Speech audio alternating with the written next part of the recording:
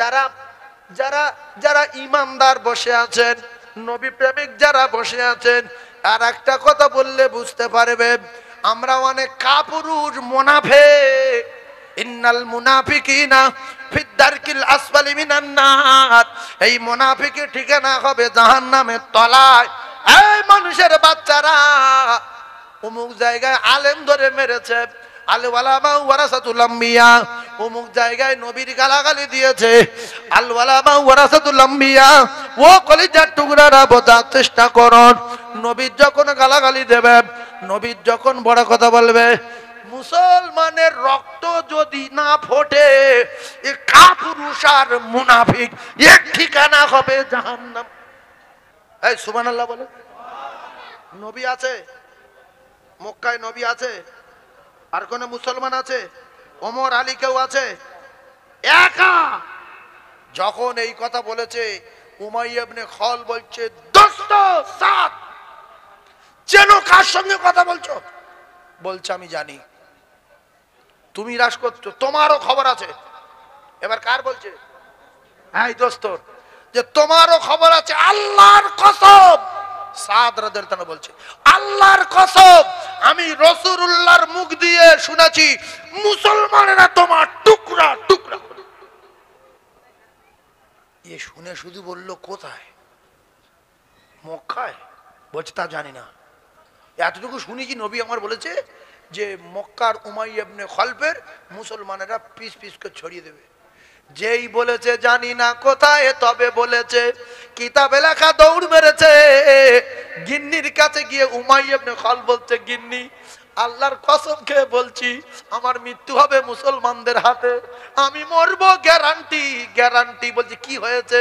বলছে আমার দোস্ত সাদ বলেছে রাসূল মুহাম্মদ নাকি বলেছে মুসলমানদের হাতে উমাইয়া ইবনে খালফের মৃত্যু হবে।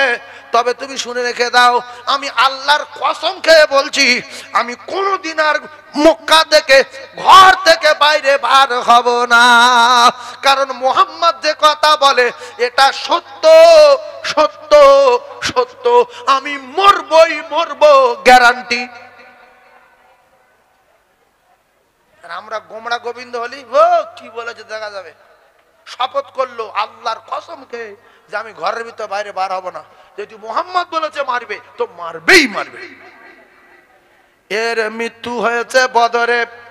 যারা যারা যারা ইমানদার বসে আছেন, নবী প্রেমিক যারা বসে আছেন, আর একটা কথা বললে বুঝতে পারবে, আমরা অনেক কাপুরুষ মুনাফিক।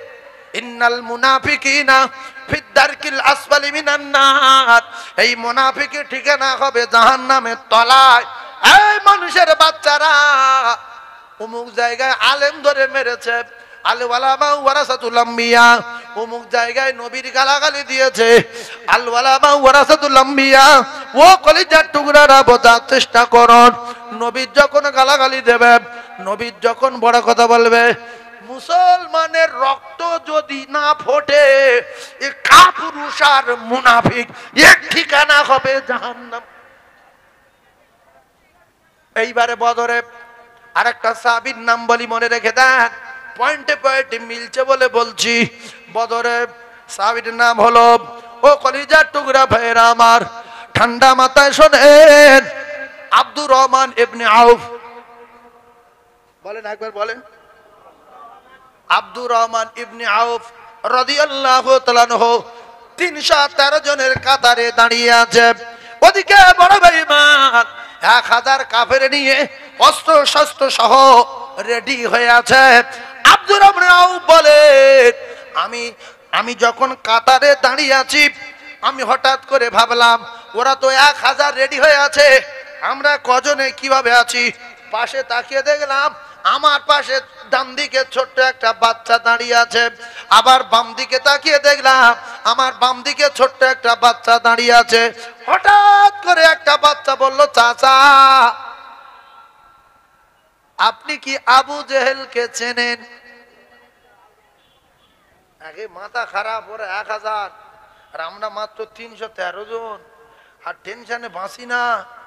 কিন্তু 16ই রমজান রাতের বেলা রাসূলুল্লাহ দোয়া চেয়েছে আল্লাহর দরবারে।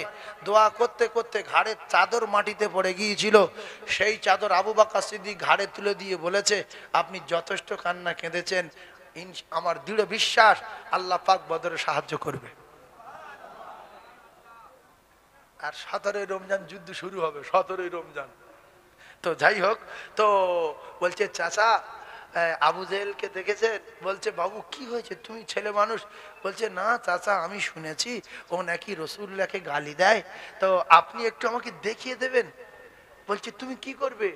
বলছে ওর যদি আমি দেখতে পাই, হয় ও মরবে আর নয় আমি মরবো, আর আমি যতক্ষণ বেঁচে থাকবো ও শরীরে জড়িয়ে থাকবো, হয় ও মরবে নয় আমি মরবো, আমি বেঁচে থাকবো আর নবীর গালাগালি দেবে আর আমি সহ্য করব।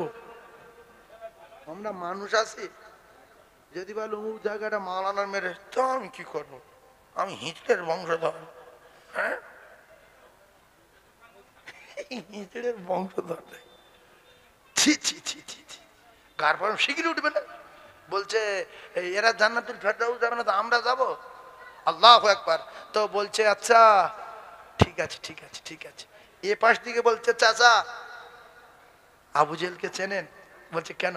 বলছে না আমি শুনেছি ও নাকি রাসূলুল্লাহকে গালি দেয়, আবার বলছে একটু আস্তে আস্তে আস্তে বলছে গালি দেয়, তো আপনি একটু আমাকে দেখিয়ে দেবেন। আব্দুর রহমান ইবনে আউফ রাদিয়াল্লাহু তাআলা বললেন যে আমি দুজনের কথা শুনে অবাক হয়ে গিয়ে আমি মানুষের দিকে তাকালাম, কাফেরদের দিকে তাকালাম যে কই সে। হঠাৎ করে দেখতে পেলাম সে লোকজনের মাঝখানে ঘুরছে, সে লোকজনের মাঝখানে ঘুরছে। আমি দুটো বাচ্চার বললাম সেই যে ঘুরছে ওইটা আবু জেহেল। তো কিতাবে লেখা আছে বিদ্যুৎ গতিতে দুই ভাই গিয়ে সাঁ করে ওর ঘাড়ের উপরে পড়ে তোর বড়ি মেরে মেরে মেরে মেরে মুহূর্তের মধ্যে জাহান্নামের টিকিট ধরিয়ে দিলেন। জোরে বলুন, আরো জোরে বলে। আর আমরা হলে কি করবো? না অত বড় পালোয়ান, ফালতু মরতে যাবো কেন? ওই যুদ্ধ যাওয়াচ্ছে ভিক করে খাবো, যুদ্ধ যাওয়াচ্ছে কি করবে? গুগুড়ে খেয়ে জাহান্নামে যাবে।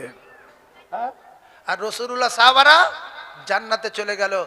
যখন ওই দৃশ্য, আল্লাহু আকবার, এদিকে কাফেররা রেডি হয়ে গেল, লাইনে ওরা সব 1000 জন, আর সাহাবায়ে কেরাম 3 জন, মানে 313 জন। কজন?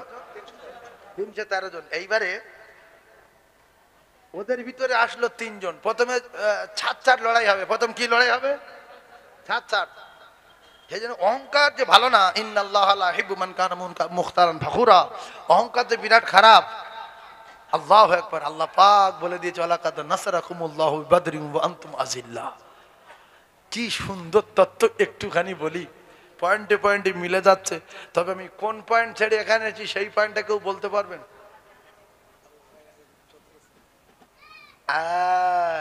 আবু হুরায়রা চোখ ধরেছে, বিশ্বাস। এখানে আসলাম একটুখানি বলি যে ছাড় যুদ্ধ হবে। ওদের ভিতরে 3 জন এসেছিল, নাম 3টে মুখস্থ করে নেন। প্রথমে বদরের যুদ্ধে 3 জন আসলো। একজনের নাম উতবা, পালোয়ান। কি নাম? উতবা। দ্বিতীয় জনের নাম সাইবা। তৃতীয় জনের নাম ওলিদ। বলেন বলেন, উতবা, সাইবা, ওলিদ। তাহলে রাসূলুল্লাহর ছোট্ট টিম, যন্ত্রপাতি নেই, খালি হাত। এদের ভিতরে আল্লাহ রসুলকে তো 3 জন পাঠাতে হয়। আল্লাহ রসুল বললেন আলী নাম্বার 1, রেডি হও। সুবহানাল্লাহ বলেন। দ্বিতীয় নম্বরে আমার আপন চাচা হযরত হামজা রাদিয়াল্লাহু তাআলা, রেডি হও। 3 নম্বরে আমার সাহাবী উবাইদা রাদিয়াল্লাহু তাআলা, রেডি হও। তাহলে ওদের 3 জনের নাম উতবা, সাইবা আর ওলিদ। আর মোমেনদের 3 জনের নাম হযরত আলী, হযরতে হামজা আর হযরত উবাইদা রাদিয়াল্লাহু তাআলা। এখন ওরা 3 জন, এরা 3 জন রেডি হয়ে সামনাসামনি হয়ে গেল। হয়ে যাওয়ার পরে জোড়া হয়েছে কার কার সঙ্গে শোনেন। জোড়া হয়েছে হযরত আলী কাররামাল্লাহ ওয়াজহুর সাথে ওলিদের। বলেন কার সাথে কার জোড়া? আলীর সাথে ওলিদ। উতবার সাথে বলেন, উতবার সাথে উবাইদা। উতবার সাথে উবাইদা। সাহেবার সাথে হামজা। উতবার সাথে উবাইদা, সাহেবার সাথে হামজা। কলিজার টুকরা ভাইয়েরা আমার, যুদ্ধ শুরু হয়ে গেল। আল্লাহর রহম যদি থাকে, দল যদি ছোট হয়, নিয়ত যদি পাকা হয়, আমল যদি ছোট হয়, নিয়ত যদি পাকা হয়, সেই আমলের পাল্লা আমার আল্লাহ ভারী করে দেয়। বড় বড় আমলের চেয়ে এই নিয়তওয়ালা আমলের পাল্লা ভারী। এজন্য বিরাট একটা বড় বুখারী শরীফের হাদিস, ওই হাদিসের প্রথমে নিয়তের কথা বলা, ইন্নামাল আমালু বিন্নিয়াত। ও কলিজার টুকরারা, যুবকেরা, জওয়ানেরা, হযরত আলী কাররামাল্লাহু ওয়াজহাহু মুহূর্তের মধ্যে ওলিদের টিকিট ধরিয়ে দিল জাহান্নামের। কি যে টিকিট দিল? জাহান্নামের। দ্বিতীয় টিকিট দিলেন হযরতে হামজা। হামজার সাথে কার?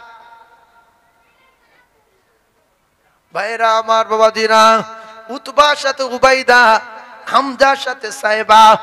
ও কলিজার টুকরারা, যুবকেরা, জওয়ানেরা, হঠাৎ করে দেখা গেল আল্লাহ নবী সাহাবী হযরতে হামজা রাদিয়াল্লাহু তাআলা আনহু সাইবার দোজখের টিকিট ধরিয়ে দিলেন।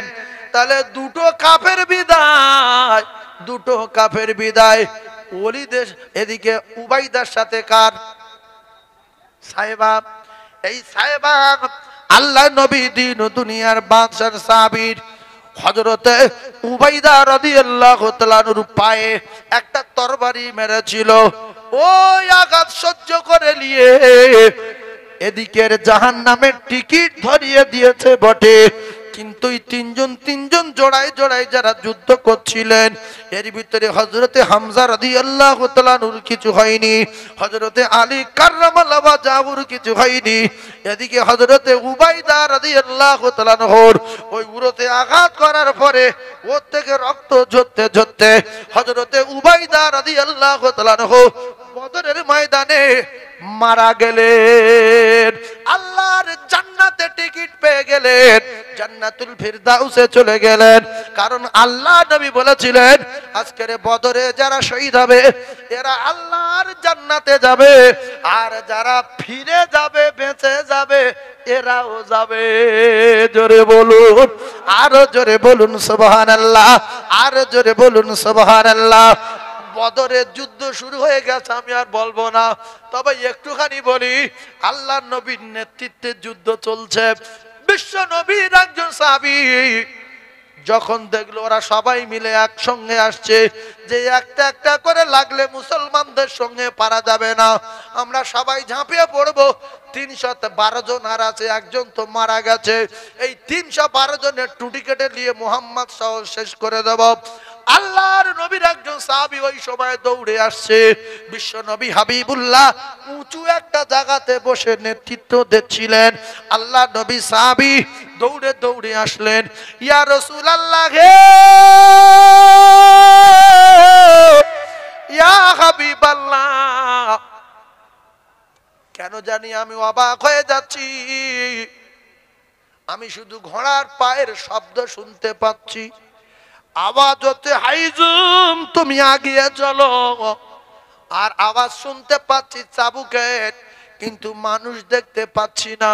ইয়া রাসূলুল্লাহ হে, আমি দেখতে পাচ্ছি কারুর কানে, কারুর ঘাড়ে, কারুর মুখে চাবুক চাবুক লাগছে, আন্দাজে ছটপট করে পড়ে মারা যাচ্ছে।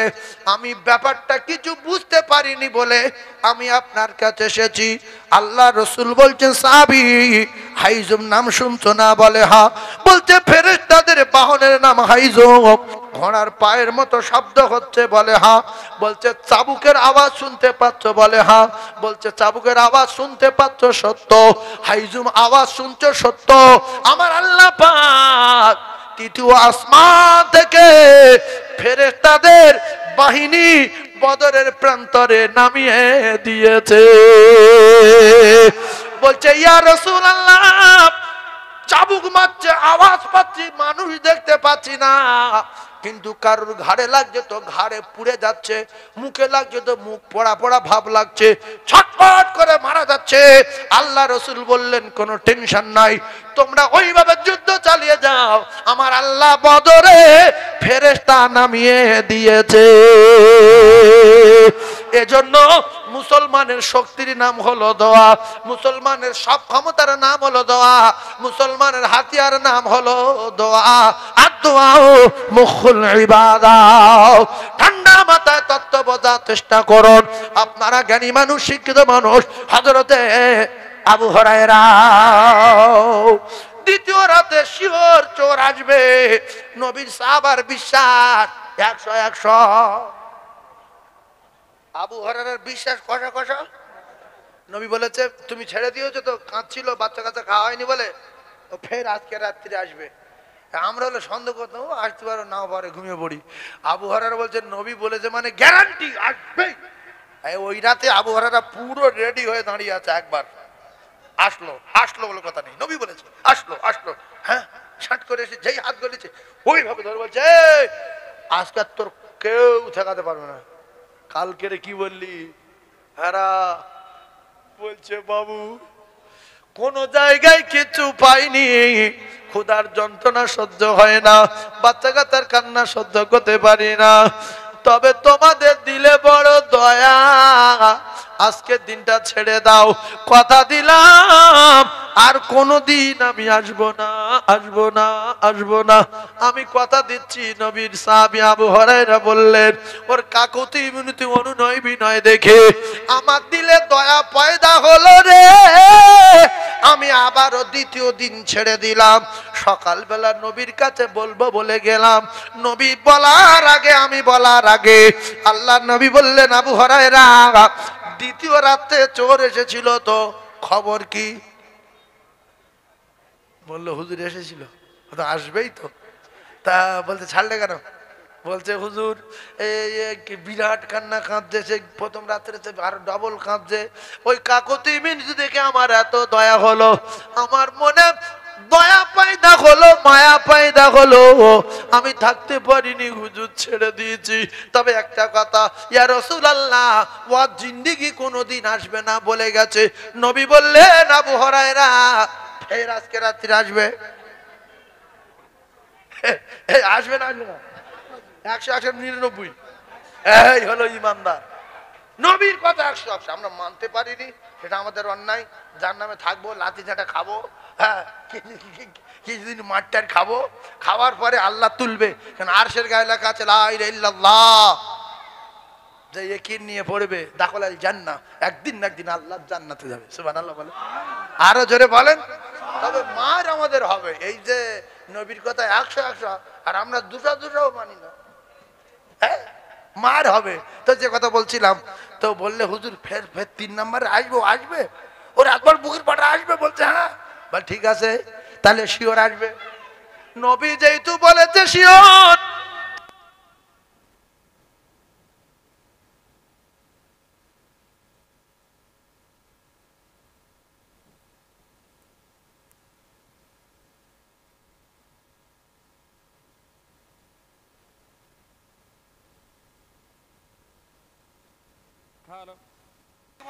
হ্যালো,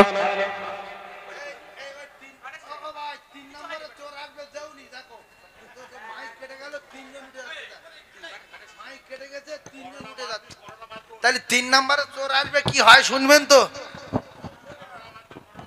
সবাই কি সুন্দর হাত উঁচু করতে শুনবো, আর কিছু লোক চলে যাচ্ছে। যে বোখারী শরীফের ঘটনা শুনে কি হবে? এটা কথা হলো? হ্যাঁ, তকবীর দেন না, আর এই তকবীরটা এই করছি তারওয়ালা মাইক দেন না বাপ, এই এতে কি ব্যাটারি ফুরিয়ে যাচ্ছে?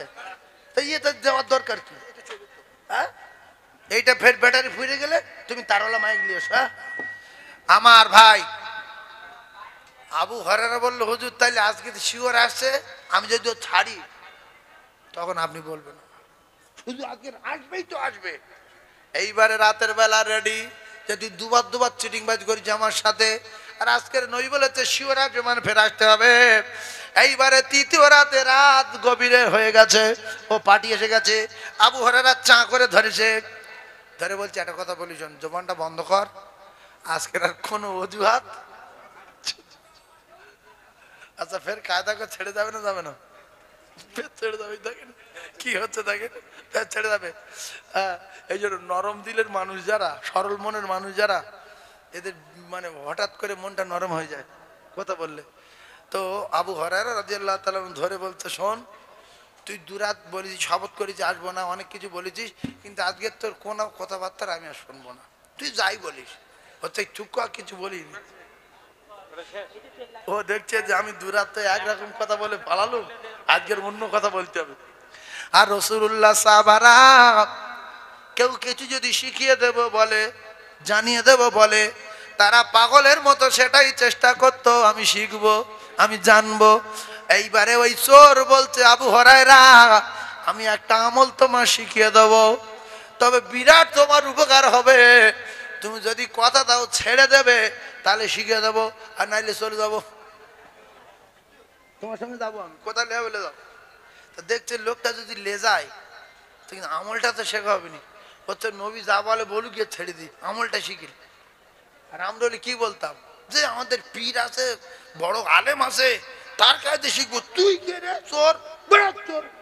চোর হলেও সে যদি একটা নতুন কথা শিখিয়ে দেয়, সেটা যদি শরীয়ত সম্মত হয়, তার কথা নেওয়ার দরকার আছে না নাই? ভাই জোরে বলে। তো এবারে বললো, আচ্ছা আমল, ভালো আমল। বলছে ভালো মানে কি?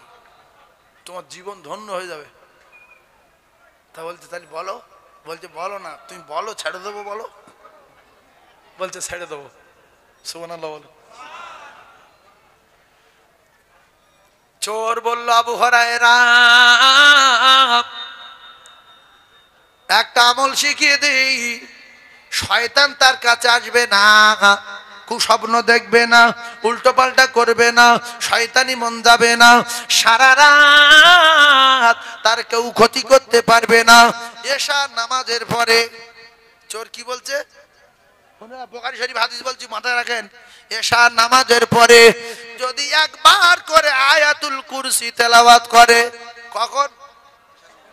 ও তো 5 ওয়াক্ত থেকে ওটা আছে, 5 ওয়াক্ত শুধু জান্নাতে যাবে, ওটা আছে। 5 ওয়াক্ত ফরজ নামাজের পর একবার পড়লে কি হবে? মৃত্যু, জান্নাতে যাওয়ার একটা বাধা পাবে, শুধু মৃত্যু, মরবে, ডাইরেক্ট আল্লাহর জান্নাত। আরে চোর কি বলছে, যে এশার নামাজ ওই চলে যাবো বলে, এশার নামাজের পরে একবার করে যদি আয়াতুল কুরসি পড়তে পারো, আয়াতুল কুরসি পড়বে। আর আমি জানিয়ে দিলাম, একবার করে আয়াতুল কুরসি পড়লে সারা রাত আপনার মাথার ধারে একটা ফেরেশতা বসে থাকবে, আপনার উল্টো পাল্টা মন কোনো দিকে যাবে না। কোন এই যে বাজে বই দেখি আমরা, এই যে বাজে সিনেমা দেখি, ফ্রি ফায়ার খেলি, পাবজি খেলি, উল্টো পাল্টা বই দেখি, কত কি ফোনে চাই, সেইগুলো বিয়ারা বিয়ারা যন্ত্রপাতি আমরা দেখতে পাই। ও কলিজার টুকরারা, যুবকেরা, জনেরা, ওই সময় বললেন, চোর, তুমি যদি আয়াতুল কুরসি পড়ে শুয়ে পড়ো, তাহলে সারা রাত তোমার কেউ ক্ষতি করতে পারবে না, কেউ তোমার অতিষ্ঠ করতে পারবে না, শয়তান ঘেঁষতে পারবে না। সারা রাত ওই আয়াতুল কুরসি পড়ার বিনিময় আল্লাহ পাক একটা ফেরেশতা মাথার ধারে বসিয়ে রাখবে। সারা রাত ওই ফেরেশতা আপনার প্রহরী আর পাহারাদার হয়ে যাবে। জোরে বলুন। বললো, যা, তো ছেড়ে দিলুম, যা। আর আল্লাহ রসুল জানেন, আবু হুরায়রা আমল শিখতে বড় পছন্দ করে, আমল শিখতে বড় ভালোবাসে। আল্লাহ নবী বলেন, আবু হুরায়রা, তৃতীয় রাতে তো আবার শয়তান এসেছিল, তৃতীয় রাতে তো চোর এসেছিল, তার খবর কি? নবীকে বললেন, ইয়া রাসূলুল্লাহ, প্রথম তো দুরাত ওই কথা বললো, আমার দিলে দয়া পায় দিল, ছেড়ে দিলাম, কিন্তু আজকে ছাড়বো না বলে পুরো নিয়ত করে নিয়েছিলাম, কিন্তু ও বললো একটা আমল শিখিয়ে দেবো। আমার তো আমল শেখার খুব আশা হুজুর। আমি বললাম, ভালো আমল? বলছে বিরাট ভালো। তা আমি বললাম, তাহলে বলো। ও বলছে, না, ছেড়ে দেবে কি বলো। তা হুজুর আমি বললাম, চ আমল শিখে দে, তাহলে তো ছেড়ে দেবো। রসুল বলছে, চোর কি আমল শেখাবে তোমার? হ্যাঁ, তা কি বলেছে বলো। আল্লাহ রসুলের সাহাবী বললেন, ইয়া রাসূলুল্লাহ, চোর বলেছে প্রত্যেকদিন এশার নামাজের পরে, এশার ফরজ নামাজের পরে একবার করে আয়াতুল কুরসি পড়বে আর বিছনায় শুয়ে যাবে, সারা রাত তার কেউ ক্ষতি করতে পারবে না, কেউ ভয় দেখাতে পারবে না, কেউ দুশ্মনী করতে পারবে না, শত্রুতা করতে পারবে না। আর সারা রাত শয়তানি মনোভাব আসবে না, ওর কাছে শয়তান খেতে পারবে না। যদি আয়াতুল কুরসি পড়ে শুয়ে যায় সারা রাত, আল্লাহ পাক একটা ফেরেশতা তার মাথা তারে বসিয়ে দেবেন। সারা রাত ফজর পর্যন্ত ওই ফেরেশতা তার প্রহরী আর পাহারাদার হয়ে যাবে। ইয়া রাসূলুল্লাহ, চোর আমার এই আমল শিখিয়েছে। আল্লাহর রাসূল বলছে সত্য বলেছে। জোরে বলুন। আবু হুরায়রা তখন বললেন, ইয়া রাসূলুল্লাহ, চোর যদি সত্য কথা বলে, আয়াতুল কুরসির আমলটা যদি আল্লাহ পাকের ফেরেশতা মাথার ধারে সারা রাত বসিয়ে রাখে, তাহলে ও চোর কেন? ওকে এই কথা বুঝতে পারেন? আবু হুরায়রা রাসূলের বলছে, ও যদি আপনি যদি বললেন সত্য বলেছে, তাহলে ও চোর কেন? ওকে আল্লাহ রাসূল বললেন ও শয়তান। তাহলে শয়তান যদি ভালো আমল শিখিয়ে দেয়, শয়তান যদি ভালো কথা বলে, তার কথাটা আপনি আমল করবেন। কারণ ও শয়তান সব জানে, কি করলে আল্লাহকে রাজি করা যায়, কি করলে আল্লাহকে খুশি করা যায়, কি করলে আল্লাহ জান্নাতে যাওয়া যায়, ও সব জানে না? জানে না? ও তো এক সময় রাজ করেছে, হ্যাঁ? ও তো গোমরামি করেছে, মাথা নত করেনি বলে ওর কপাল আগুন লাগলো, হ্যাঁ? হ্যাঁট হয়নি বলে। এখন কিছু লোক আছে হ্যাঁট হয় না, পেশাব লাগলো হ্যাঁট হয় না, দাঁড়িয়ে দাঁড়িয়ে সব কাজ সারে। অনেক লোক হাঁটছে পেশাব করছে, হাঁটছে পেশাব করছে। কেন গো? ওর সময় নেই। হ্যাঁ, মাথা ঝোড়া লেবি পেশাব করে না, এক হাতে ঝোড়া ধরেছে আর এক হাতে ঝোড়া, তারপরে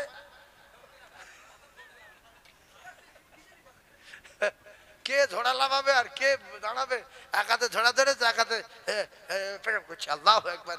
পেশাব করে পানি কিছু নেয়নি, ওইভাবে বাজারে গিয়ে মাল বিক্রি করছে। কলিজা টুকরা ভাইয়েরা আমার, এইবারে আমি আপনাদেরকে জানিয়ে দিলাম, তাহলে আমল শিখিয়ে দিল শয়তানে। আল্লাহ রাসূল বললে ও হলো ইবলিস, ও সব জানে, তবে ও চোর, ও শয়তান। তবে তোমার যে আমলটা বলে দিয়েছে এটা সত্য বলেছে, আমি রাসূলুল্লাহ জানিয়ে দিলাম। আমার কোন উম্মাতানি যদি এশার নামাজের পরে একবার করে আয়াতুল কুরসি পড়ে ঘুমিয়ে যায়, সারা রাত আমার আল্লাহ পাক একটা ফেরেশতা তার মাথা ধরে বসিয়ে দেবে, ফজর পর্যন্ত তার প্রহরী আর পাহারাদার হয়ে যাবে। জোরে বলুন, আরো জোরে বলুন সুবহানাল্লাহ। এখন এত আমল তো শিখলাম, এই আয়াতুল কুরসি আমরা সবাই জানি কি? জানি না। 100টার ভিতরে 95টা লোক জানে না। যেমন দোয়া কুনুত জানে না, নামাজ পড়ে, আছে না? না তাহলে কাকা এশার নামাজ পড়ে, বলতে 27 বছর পড়ছি, দোয়া কুনুত অত বুড়ি করো কি অপনের লোক মধ্যে 27 বছর দোয়া কুনুত পড়ছে, নামাজ পড়ছে, দোয়া কুনুত যায় না। বেতের নামাজ কি বলে পড়ো? আমি তোমার সঙ্গে বলবো কেন? আমি জানি, আমার আল্লাহ জান। হাঁটো কেন? হাঁটো ভাই জান আমার বাবা দিনা, তুমি দুনিয়া আমার তাড়িয়ে দেবে, দোয়া কুনুত আমার কাছে শিখলে না। ও মুসলমানেরা, আমল শুনে বড় কষ্ট হচ্ছে। যদি আমি আয়াতুল কুরসিটা জানতাম, তাহলে প্রত্যেক ফরজ নামাজের পরে পরে একবার করে পড়তাম। তবে আমি আপনাদের একটা সহজ পদ্ধতি জানিয়ে দেই। সারা রাত তাহাজ্জুদ পড়ার দরকার নেই, সারা রাত জিকির করার দরকার নেই। আপনি এক কাজ করবেন, আমলে ইবাদতে যদি পৃথিবীর 1 নাম্বার হতে চান, এই কথাটা জন্মের মতো শিক্ষা নিয়েলেন। আমলে ইবাদতে পাওয়ারে যদি পৃথিবীর 1 নাম্বার হতে চান, আল্লাহ রাসূল জানাত খায়রুকুম মান তাআল্লামাল কুরআন ওয়া আল্লামাহু। আমি রাসূলুল্লাহ কথা দিলাম। এবারে একটা দুনিয়া বিলাইনে মিশাল দেই। একটা লোক এশার নামাজ পড়ে ভাত টাত খেয়ে মসজিদে গিয়ে ওইভাবে ইল্লাল্লাহ ইল্লাল্লাহ লা ইলাহা ইল্লাল্লাহ লা ইলাহা ইল্লাল্লাহ আল্লাহ আল্লাহ আল্লাহ বলে গালতে গেঁজা ছুটে গেল। ও মুসলমানেরা, রাত 12টার পরে 2.5 ঘন্টা জিকির করে, 2.5 ঘন্টা শুধু তাহাজ্জুদ পড়েছে, 2.5 ঘন্টা। আর এই আরেকটা বুড়ো এশার নামাজ পড়ে শুয়ে ঘুমিয়ে পড়েছে। এই যে জীবনের মতো শিখেলাম, যতদিন বাঁচবেন মনে রাখবেন। একটা বুড়ো, এই শোনো, একটা বুড়ো কি করেছে, এসে নামাজ পড়ে ঘুমুচ্ছে, আর একটা বুড়ো এসে নামাজ পড়ে ভাত ভাত খেয়ে ফের মসজিদ চলে গেছে, 3.5 ঘন্টা জেগের করেছে, ওরে গালতে গেঁদা ছুটে গেছে। যখন গেঁদা ছুটে গেল, দম হয়ে গেছে, হয়ে গিয়ে ফের কি করলো, ফের উজু বুজু করে তাহাজ্জুদ করছে, তাহাজ্জুদ পড়ে পড়ে পড়ে পড়ে ফজর আজান দিচ্ছে, এবারে ফের বসে ইয়াসিন পড়ছে, বিভিন্ন সূরা কালাম, লা ইলাহা ইল্লাল্লাহ সুবহানাকা ইন্নী কুনতু মিনাজ জালিমিন, কত কি বলছে, ভালো করে শিখে গেলাম জীবনের মতো। এখন এ বুড়ো এই যে তাহাজ্জুদ পড়ে গালতে গেঁদা ছুটে গেছে জিকির করে, এও ফজরের নামাজ পড়েছে, আর এ বুড়োটা সারা রাত ঘরে শুয়ে আছে, এসে নামাজ পড়ে ভাত খেয়ে শুয়ে ঘুমিয়ে আসে, আর এ টার্গেট ছিল ফজরের নামাজ পড়বো, তো এ শুয়ে শুয়ে সারা রাত এবাদাতে সওয়াব পেয়েছে। কে? এই যে যে নামাজ পড়েনি গোটা রাত, এখন ও তাহার সারা রাত নামাজ পড়া সওয়াব পেয়েছে, আর ও বুড়ো তো পড়েই পেয়েছে, বিরাট ব্যাপার।